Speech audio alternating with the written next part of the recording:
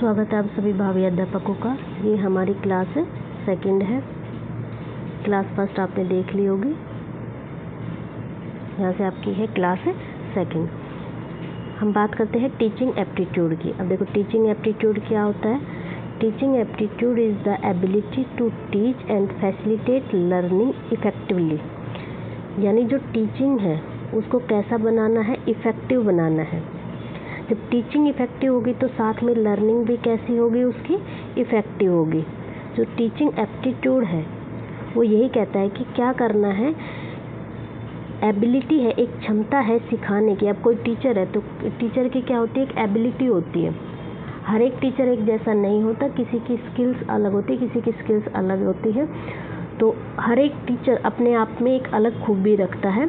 तो वो क्या कहते हैं कि ability to teach and facilitate learning. Learning को क्या बनाना है, टीचर का काम ही यही है कि लर्निंग को क्या करना है, सुविधाजनक। यानी लर्निंग को कैसे बनाना है, सुविधाजनक। लर्निंग कैसी होनी चाहिए, facilitate. Learning should be facilitate. और साथ में ही लर्निंग कैसी होनी चाहिए, इफ़ेक्टिव भी। यही आपका टीचिंग एप्टीट्यूड है।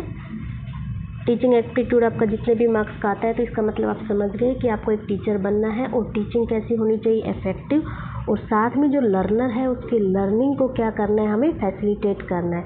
यानी जो टीचर होता है टीचिंग करते वक्त, टीचर का रोल क्या होता है, टीचर एक फैसिलिटेटर होता है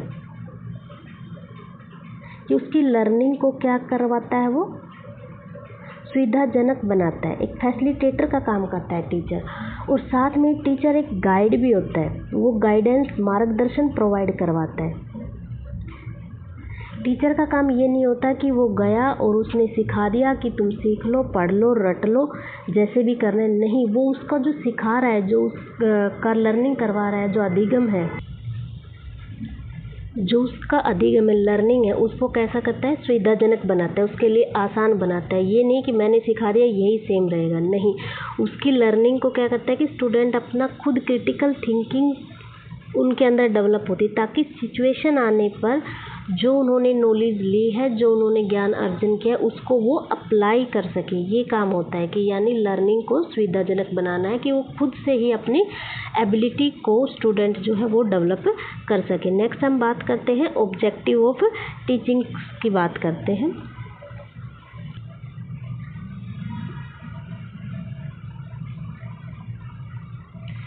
teaching is not just about delivering content. वो कहता है कि टीचिंग का मतलब ये नहीं है कि सिर्फ जो टीचर है वो क्लास में गया और उसने अपना कंटेंट डिलीवर किया और उसका काम ख़त्म। नहीं, इट हैज़ सर्टेन गोल्स। जो टीचिंग होती है उसके कुछ गोल्स होते हैं कि हम पढ़ाने जा रहे हैं तो हम क्या चाहते हैं कि बच्चे में क्या डेवलप हो। ये नहीं कि गया और अपना पढ़ाया कंटेंट और अपना आ गया, नहीं। उसके क्या होते हैं, टीचिंग के कुछ गोल्स होते हैं। जैसे अभी आप पढ़ रहे हो तो मैं आपको ये पढ़ा रही हूँ ऑब्जेक्टिव्स ऑफ टीचिंग, या फिर मैं आपको ये EMRS का सिलेबस करा रही हूँ। तो इसका एक गोल है कि आप ये समझ पाओ कि आपके अंदर एक ऐसी एबिलिटी डेवलप हो पाए कि टीचिंग करनी कैसे है और उसके क्या क्या गोल्स है, क्या हमें माइंड में लेके चलना है, कैसे हमें बच्चे को लर्न करवानी है वो चीज़ें, क्या उनमें स्किल्स डेवलप करवानी है। तो ये एक गोल हो गया कि एक टीचर की एबिलिटी डेवलप करवाना। तो उसके क्या होते हैं, certain goals that guide the whole process of education. जो एजुकेशन का पूरा प्रोसेस है उसको क्या करते हैं, गाइड करते हैं और अपने गोल की तरफ काम करते हैं। अब आप टीचर बनने जा रहे हैं तो सिर्फ आप दो चीज़ें याद रखिए कि आप टीचर बनने जा रहे हैं तो आपके मन में ये है कि आप टीचर हो और आपको स्टूडेंट को या लर्नर को सिखाना है। और आप सिखाओगे कैसे, उसकी लर्निंग कैसे कराओगे। बस ये दो ही चीज़ें याद रखो। पूरा सिलेबस आपका इन्हीं दो चीज़ों पर, आप अपने आप को टीचर मान के चलो और अज्यूम करके चलो कि हमारे सामने लर्नर्स हैं और हम क्या क्या कर सकते हैं, कौन से मेथड या क्या करेंगे ताकि लर्नर्स की लर्निंग इफ़ेक्टिव हो। बस ये याद रखो और आपका पूरा सिलेबस आपको ईजीली से समझ में आ जाएगा। अब देखो जो टीचिंग होती है, टीचिंग का मतलब ही क्या होता है कि अगर हम बात करते हैं, जो टीचर होता है वो क्या करता है, नॉलेज को देता है, गिविंग नॉलेज। अब उसने नॉलेज दी, तो इसका मतलब ये नहीं है कि जो लर्नर्स है उसने सिर्फ नॉलेज ले ली। लर्नर्स का काम क्या होगा, जब वो टीचिंग करवाता है तो लर्नर्स क्या करता है कि साथ में उस नॉलेज को क्या करता है,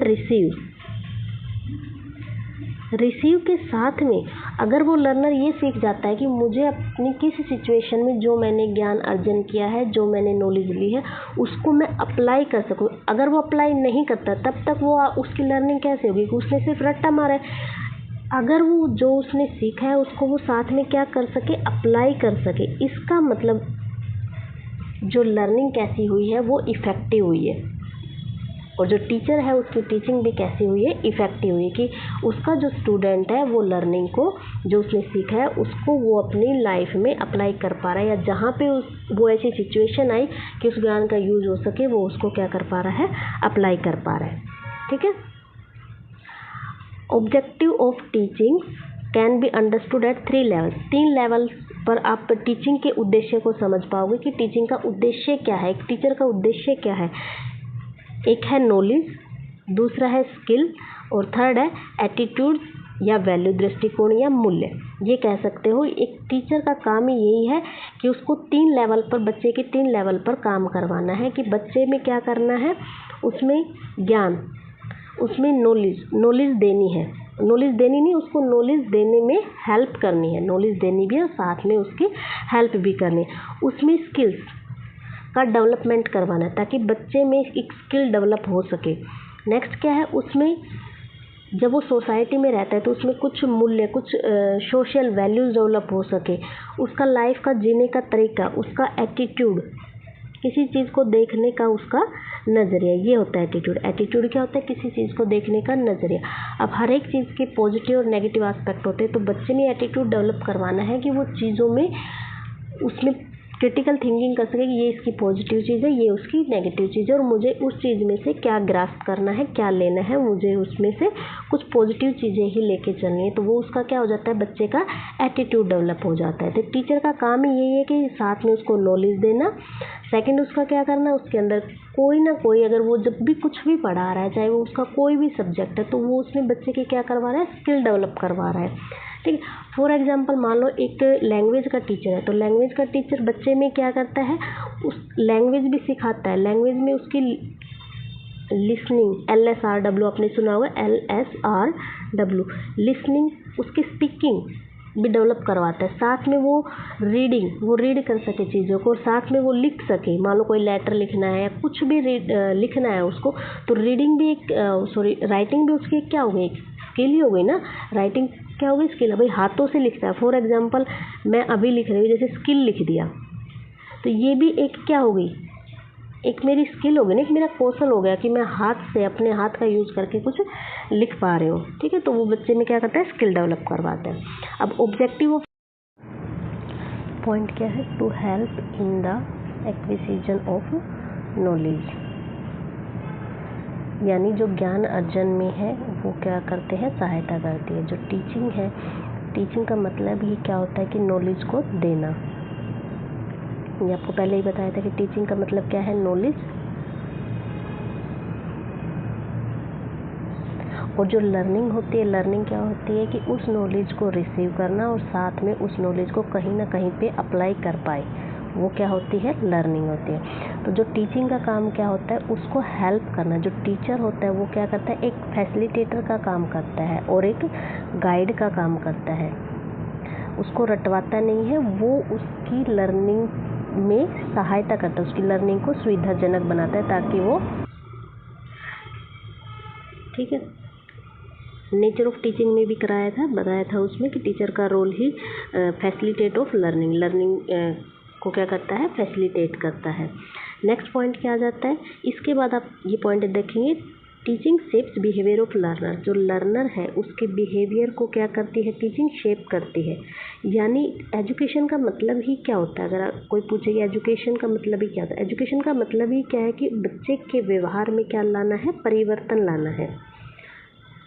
और वो कैसा परिवर्तन होना चाहिए, वो डिज़ायरेबल चेंज होना चाहिए बिहेवियर में, कि यानी जैसा हम चाहते हैं वैसा हम बच्चे को बना पाए। हम बच्चे में क्या वैल्यूज़ कलकेट करना चाहते हैं, कोई भी लर्नर है हम उसके अंदर क्या चेंज करना चाहते हैं। मान लो उसकी नॉलेज कम है, हम उसको नॉलेज दे रहे हैं किसी न किसी नए सब्जेक्ट की, नई चीज़ की, लाइफ से जुड़ी हुई कोई भी चीज़ें, हम उसको मोरल वैल्यूज सिखा रहे हैं, हम उसकी फिजिकल स्ट्रेंथ को एनहांस कर रहे हैं। तो मतलब एक काम ही क्या हो गया कि जब आप स्टूडेंट की लर्निंग करवा रहे हो, यानी टीचर जो है वो टीचिंग करवाते हैं, तो वो मतलब क्या चाहता है, उसके बिहेवियर को चेंज करना चाहता है। और बिहेवियर में भी कैसा चेंज, वांछनीय परिवर्तन, यानी जो वो जैसा चाहता है, जिस तरीके का वो चेंज चाहता है, उस तरीके की वो क्या करता है, टीचिंग करता है। ठीक है, तो सेकंड पॉइंट यहाँ से क्लियर हुआ कि टीचिंग क्या करती है, सेव बिहेवियर ऑफ लर्नर, और साथ में वो बिहेवियर कौन सा, डिज़ायरेबल बिहेवियर, यानी पॉजिटिव चेंज चाहते हैं स्टूडेंट के बिहेवियर में। नेक्स्ट पॉइंट क्या है, to improve the learning skills. जो भी उसकी लर्निंग होती है, अब देखो लर्निंग कैसी होनी चाहिए, सबको पता है लर्निंग कैसे करनी है, मीनिंगफुल लर्निंग। कैसी लर्निंग होनी चाहिए, मीनिंगफुल लर्निंग। अब मीनिंगफुल लर्निंग का मतलब क्या हो कि जो अर्थपूर्ण, ये नहीं कि लर्निंग आप कुछ भी करवा दो, कुछ भी सिखा दिया, वो लर्निंग नहीं है। लर्निंग ऐसी होनी चाहिए कि जो क्या हो, मीनिंगफुल हो, कि जिसका कुछ ना कुछ कहीं ना कहीं उसका यूज हो सके, वो जो लर्नर है उस नॉलेज का यूज कर पाए, दैट इज़ मीनिंगफुल लर्निंग। कोई भी रोट लर्निंग पर टीचर जो होता है वो रोट लर्निंग पर बल नहीं देता है, वो कैसी लर्निंग करवाता है, इफेक्टिव लर्निंग करवाता है। नेक्स्ट क्या है, ये यहाँ पे आपको बता दिया कि जो टीचर है वो फैसिलिटेटर का काम करता है, और दूसरा जो टीचर है वो गाइड का काम करता है। अब देखो टीचिंग और जो लर्निंग होती है, ये कुछ पॉइंट्स हैं, अब देखेंगे। Teaching and learning are integrally related, एक दूसरे से जुड़ी हुई है टीचिंग और लर्निंग। टीचिंग किस लिए करवाते हैं, ताकि लर्निंग हो सके, और जो लर्निंग जब होती है तब हम टीचिंग की भी टीचिंग का भी इवैल्यूएशन कर सकते हैं कि अगर लर्निंग अच्छी हुई है तो दैट मीन्स हमारी जो टीचिंग है वो इफेक्टिव हुई है। अगर लर्निंग इफेक्टिव हुई तो ये दोनों एक दूसरे से क्या हुई है, परस्पर जुड़ी हुई है। नेक्स्ट क्या है, teaching is social act and while learning is personal act. अब जब लर्निंग होती है तो जो लर्नर होता है, जो भी चाइल्ड होता है, वो अपने लिए ही ज्ञान का क्या कर रहा है, नॉलेज को ले रहा है, अपने लिए ही वो क्या कर रहा है, आगे वो जब रहेगा लाइफ में तो अपनी नॉलेज का वो कहीं ना कहीं पे यूज करेगा। तो जो लर्निंग होती है वो पर्सनल एक्ट है, कि हर एक इंडिविजुअल अपनी लर्निंग करता है, कि वो कहते हैं ना कि मरते दम तक कुछ ना कुछ सीखते रहते हैं। तो जो लर्निंग है वो पर्सनल है, उसकी खुद की है। और जो टीचिंग है, आप टीचर हो तो ये कैसा है, एक सोशल एक्ट है, आप बहुत सारे बच्चों को पढ़ाते हो, नेक्स्ट बैच आएगा, अगले साल और बच्चे आएंगे, आप उनको पढ़ाओगे।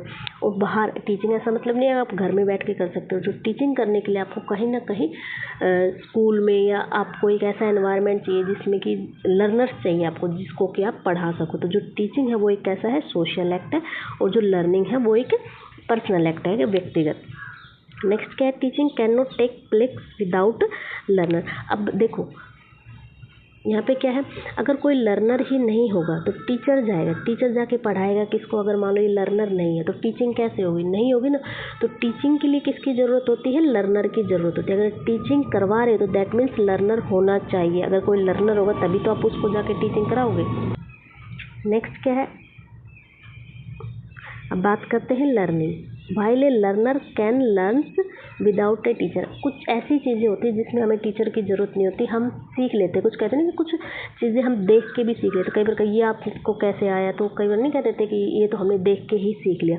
तो अगर आप लर्निंग करें तो उसके लिए ज़रूरी नहीं है कि टीचर हो, यानी आप फॉर्मल टीचिंग हो, जैसे स्कूल में ही जाके पढ़ोगे तो ही कोई चीज़ सीखोगे, नहीं।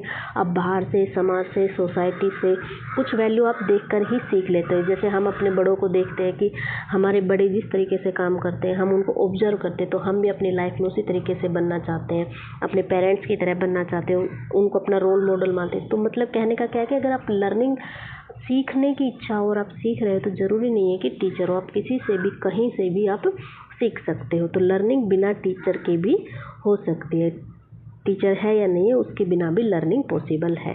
ये पॉइंट यहाँ पे क्लियर हुआ आपको। चलिए नेक्स्ट देखते हैं। नेक्स्ट ये है आपका जो 1956 है, उसके अंदर क्या है, एक साइकोलॉजिस्ट आए, और जो साइकोलॉजिस्ट थे वो कौन से थे? अमेरिकन साइकोलॉजिस्ट थे जिनका नाम था बेंजामिन ब्लूम। ये बहुत ही ज़्यादा इंपॉर्टेंट है, आप याद रखेंगे बीबी, बेंजामिन ब्लूम। और जो बेंजामिन ब्लूम थे वो कैसे थे? अमेरिकन साइकोलॉजिस्ट थे। उन्होंने कुछ टीचिंग के ऑब्जेक्टिव्स, अब कुछ टीचिंग के ऑब्जेक्टिव्स पीछे आप जो 4 ऑब्जेक्टिव बताए कि ज्ञान का अर्जन, स्किल डेवलपमेंट, और क्या बताया, shape the behaviour of the child, और जो बिहेवियर है वो कैसा होना चाहिए? डिजायरेबल बिहेवियर, वो ठीक है। नेक्स्ट जो बेंजामिन ब्लूम आए ये 1956 में। अब देखो ये बहुत पुराना हो गया 1956 में, लेकिन अब तक भी ये चल रहा है कि एजुकेशनल कुछ ऑब्जेक्टिव्स उन्होंने बताए on the 3 domain of human personality which is called as taxonomy. जो ह्यूमन पर्सनैलिटी होती है उसकी 3 डोमेन को कंसिडर किया। अगर लर्निंग करवानी है किसी बच्चे की भी, किसी भी लर्नर की, तो उसकी 3 डोमेन को कंसिडर करके चले। अब देखो ह्यूमन पर्सनैलिटी की बात करते हैं। वो कहते हैं कि ह्यूमन पर्सनैलिटी है तो उसकी, अगर आपको उसकी लर्निंग करवानी है तो हम 3 बेसिस पे उसकी लर्निंग करवा सकते हैं। तो उन्होंने ह्यूमन पर्सनैलिटी को भी 3 डोमेन में डिवाइड कर दिया। 3 डोमेन को याद करने का तरीका क्या है? आप याद कर सकते हो CPA, ठीक है, not GPA, it's CPA। C related करता है कोग्निटिव डोमेन। 3 डोमेन बताई, तो फर्स्ट क्या हो जाएगा? कोग्निटिव डोमेन, ये आपके फर्स्ट है।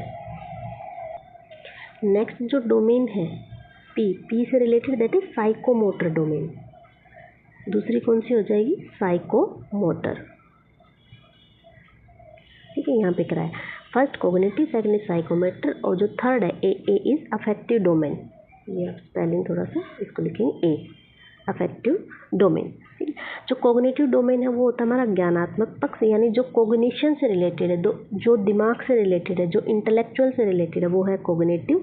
साइकोमोटर, मोटर स्किल्स कहते हैं ना, मोटर स्किल्स जो होती है, तो साइकोमोटर दैट मीन्स क्रियात्मक जो पक्ष है, जो कर के जो चीज़ें होती है, दैट इज साइकोमोटर। और नेक्स्ट है अफेक्टिव डोमेन। अफेक्टिव मीन्स भावनात्मक पक्ष, भावात्मक पक्ष। अब टैक्सोनॉमी कुछ नहीं है, आप समझ रहे हो। आपने जो ब्लूम का एक पिरामिड का स्ट्रक्चर पढ़ा होगा, नेक्स्ट करा देंगे, इस तरीके से दिया होता है, आपने कहीं ना कहीं पे पढ़ा होगा, ये एक स्ट्रक्चर पिरामिड की फॉर्म में। तो दैट मीन्स टैक्सोनॉमी क्या होता है? टैक्सोनॉमी 2 वर्ड से मिलकर बनी है, that is taxis and nomos. Taxis का मतलब क्या होता है? अरेंजमेंट करना, अरेंजमेंट मतलब एक व्यवस्थित करना।